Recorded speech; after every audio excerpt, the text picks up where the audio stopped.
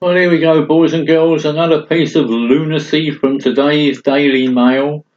A school cannot use its new £700,000 sports field after neighbours complained about the noise of referees whistling.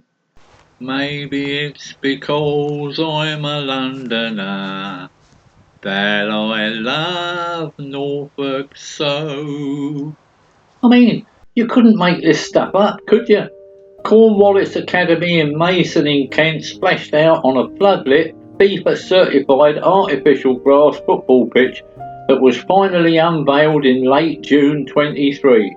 But the school, along with local sports clubs, have been banned from using the fucking thing since August. It goes on to say, when it was built, the council was concerned about the noise impact on the locals after school hours. The school responded by saying they would ban whistles outside of those hours, and permission was granted on the condition of a no-whistle policy. But they started using whistles, and of course the neighbours began to complain, especially at the weekend. Unbelievable! Is it me? This article goes on.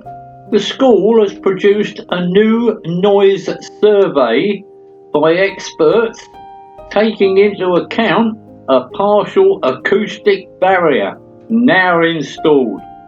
Honestly. One resident was in fact quoted as saying, "We were in fact subjected to shouting, screaming and the kicking of balls." Well, people do scream when they have their balls kicked, don't they? So, it's Saturday the 25th of January and finally the sun has come out.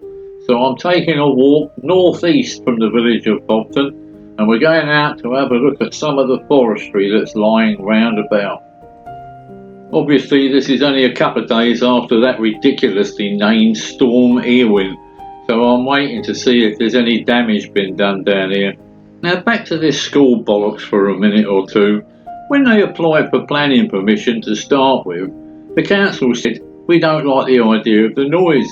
So the school said, "Well, we'll have a no-whistle policy." Is it me? How on God's green earth do you have a game of football without bloody whistles? You would think that somebody on the planning committee would have asked the school how they intended to have a game of football after hours and at weekends without bloody whistles. You would think the intelligence was there to have asked the sodding question, wouldn't you? And then to make matters worse, the ludicrous planning committee decide that because the school has breached its planning consent, they're going to ban the school from playing football altogether. Now where's the intelligence in that? All they had to do was say you must enforce the rule and not play football at evenings and weekends. So now the kids can't play football. Absolute ludicrous. Woman goes into the greengrocer's. She said, "I'll have a fine head of your finest fine broccoli, because I do enjoy broccoli." And the greengrocer says, "Well, I'm sorry, madam, I haven't got any broccoli." She said, "Well, as I said, I'll have one of your fine heads of broccoli, because I like broccoli." And the greengrocer's a bit frustrated. He says, "Look, madam, I told you once, I'll tell you again, we haven't got any broccoli." So the woman says, "Well, I don't care where you get it from me, I want a head of broccoli." So the greengrocer says to her, "Look, madam, can you spell?" And she said, "Well, yeah." He said, "So can you spell cat as in catastrophe?"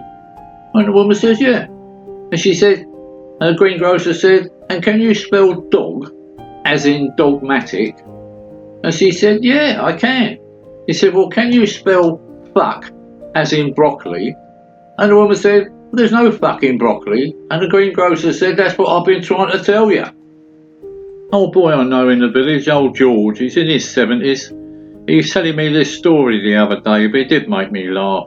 He went to the dentist to try and get an appointment, and the receptionist, a highly professional woman, is exactly the same age as old George. And George says to this woman, "Can you get me an appointment?" And the woman very professionally said, "No, I'm sorry, Mr. Jones, we do not have any available appointments at the moment. May I suggest you ring back or call back in a couple of weeks?" And old George said to her, "Don't you get all hoity-toity with me, young Julie. because I remember when you would drop your knickers for a lick of my ice cream. Now then, boys and girls, here's another tip for your health and well-being. Under no circumstances when driving a motor vehicle on a motorway or anywhere else come to that are you to listen to AC/DC playing Thunderstruck. Got it?